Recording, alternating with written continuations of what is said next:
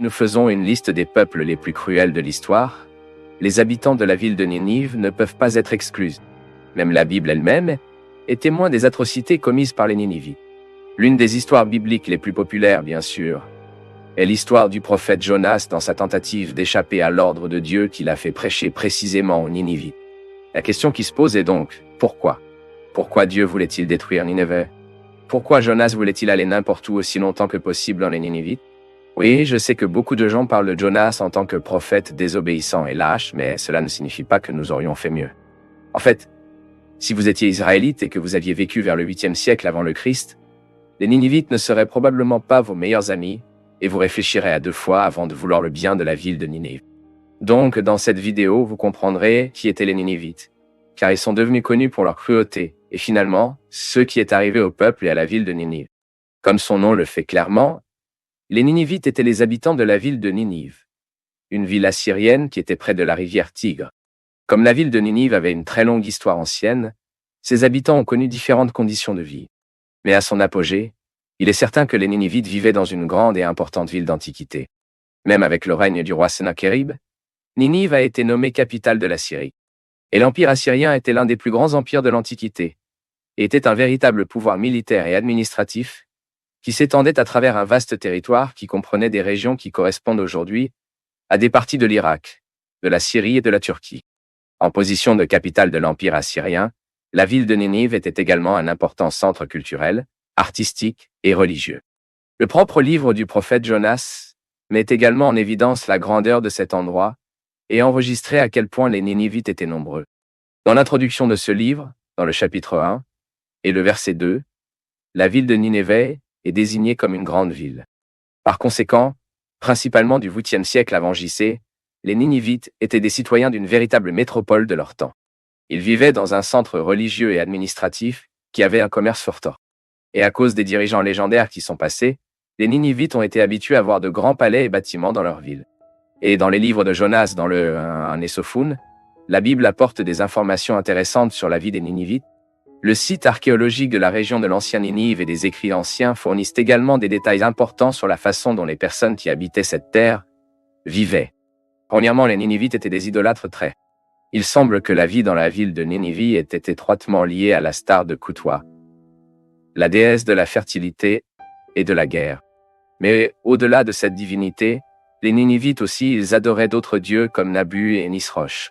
Deuxièmement, les Ninivites, dans le cadre de l'Empire assyrien, étaient bien connus dans l'histoire pour leur cruauté. Même dans le livre du prophète Nahum, ces gens et leurs villes sont présentés comme l'incarnation de la cruauté, de la brutalité et du mal. Par Nahum, le Seigneur a parlé de Ninive comme une ville sanguine et cruelle, un centre de mensonges et de violence, un endroit où il n'y avait pas de pénurie de crimes, et, en fait, les atrocités commises par les Assyriens dans leur émission offensive, qu'ils étaient parmi ces peuples plus brutaux de l'Antiquité. Selon les archives historiques, les Ninivites firent d'effectuer leurs victimes et d'exposer ensuite leurs corps détruits publiquement. Au cours de certaines périodes de l'histoire des Ninivites, il semble avoir été courant parmi eux certaines pratiques de torture, telles que percer leurs yeux, écorcher des personnes vivantes et tirer parti des corps de leurs prisonniers, en particulier les oreilles et le nez. Par conséquent, les Ninivites sont devenus connus pour leur malhonnêteté, leur arrogance, leur méchanceté et leur manque de scrupules. Les Ninivites étaient très matérialistes et avaient un désir insatiable de pouvoir et de domination. Et pour satisfaire ce style de vie impitoyable, ils ont eu recours aux guerres. Et les Assyriens, avec leur capitale en Ninive, étaient une véritable machine de guerre qui a dévasté ceux qui étaient en avance. Le prophète Jonas vivait à une époque où Ninève était dans ses jours de gloire et il a dit, comme je viens de le dire, avec la machine de guerre assyrienne redoutée. Mais comme nous le lisons dans le texte biblique, Dieu a envoyé son prophète dans cette ville pour prêcher les Ninivites, car la méchanceté de ce peuple était très grande. Le prophète Jonas, comme nous le savons, était réticent à remplir sa mission. La vérité est qu'il savait que le message du jugement divin sur les Ninivites a également donné à ces méchants de se repentir. Et pendant quelqu'un qui faisait partie d'un peuple qui vivait sous la menace constante des Assyriens, Jonas en voulait plus, c'est que les Ninivites ont été détruits. En fait, il est possible que le prophète Jonas ait imaginé que la survie des Ninivites puisse entraîner la destruction de son propre peuple. Mais Jonas ne pouvait pas échapper à l'ordre du Seigneur et n'avait pas d'autre alternative que d'aller à Ninive.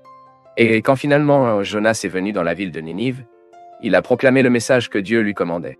Ensuite, La Bible dit que les Ninivites croyaient en Dieu et ont répondu avec le repentir, devenant leur mauvais chemin et la violence de leurs mains. Et le Seigneur n'a pas détruit ce peuple. À ce stade, l'expérience des Ninivites était la preuve que la grâce de Dieu peut atteindre le pire des gens. Il s'avère que le Seigneur est souverain et étend sa miséricorde à qui il veut. Jonas et la nation d'Israël devaient apprendre cette leçon. Bien que ce ne soit pas facile, surtout quand nous le savons peu de temps ensuite, les Ninivites ont décimé le royaume du Nord, c'est-à-dire qu'ils ont mis fin au royaume d'Israël et exilé plus de 27 000 personnes. Oui, ce que Jonas imaginait probablement. Mais Dieu a ses créations, et l'homme reste pour se reposer dans sa providence. Il est également vrai que certaines personnes remettent en question l'historicité de ce dossier biblique et abordent ce récit des Ninivites dans le livre de Jonas comme parabole ou comme un type de commentaire allégorique des passages de la Torah. Cependant, le Seigneur Jésus-Christ lui-même a témoigné sur le repentir des Ninivites contemporains de Jonas, ce qui signifie que le récit impliquant Jonas et la ville de Ninève est en effet un enregistrement historique et prophétique. Comme indiqué, les Ninivites ont entendu la conclamation pour regretter. Mais la génération qui se repentait de sa méchanceté à l'époque de Jonas passa, et dès que les Ninivites étaient à nouveau sur le chemin de l'erreur et de la méchanceté. Ainsi, peu de temps après, les prophètes Nahum et Sophonie, ils ont proclamé la vengeance irréversible du Seigneur contre les Ninivites. Le livre du prophète Nahum fournit une image détaillée de la gravité du jugement de Dieu qui massacrerait ce peuple, et dans un extrait de sa prophétie, nous lisons ce qui suit. Ah, fissure des fouets, le bruit des roues, le galop des chevaux et le sacré des voitures de guerre. Des chevaliers attaquants, des épées brillantes, des équins étincelants. Beaucoup de morts, des montagnes de cadavres, des corps sans compte. Les gens trébuchent sur eux. Et donc, la majestueuse et la grande ville de Ninive est tombée en 612 avant JC, face aux peurs et aux Chaldéens qui ont rejoint et attaqué la ville. Sa population a été massacrée de telle manière que dans le site archéologique de Ninive a été trouvé des squelettes empilés de corps qui n'ont pas été enterrés. Et au fil du temps, les ruines de la ville de Nineveh ont été abandonnées, de sorte qu'en moins de 2 siècles de leur destruction, l'endroit où vivaient les Ninivites était si désolé qu'il était difficile de reconnaître qu'il y avait existé là-bas une grande ville un jour. En fait, c'est arrivé exactement à ce que le prophète Saphonias a annoncé que Dieu ferait avec les Ninivites et sa ville. Il tendra la main contre le nord et détruira la Syrie, laissant le Ninive totalement en ruine, aussi sec que le désert. Au milieu d'elle, les troupeaux se trouvent dans les troupeaux, et toutes sortes d'animaux sauvages. Même le chouette du désert et le corbeau seront excités en haut de leurs colonnes. Vos cris résonnent à travers les fenêtres. Il y aura des décombres aux entrées et les poutres en cèdre seront exposées. C'est la ville qui a exulté, vivant insouciant, et dit à moi-même, à moi et à personne d'autre. Ce qui reste des ruines, un animal sauvage. Tous ceux qui passent en simulation et secouent les poings.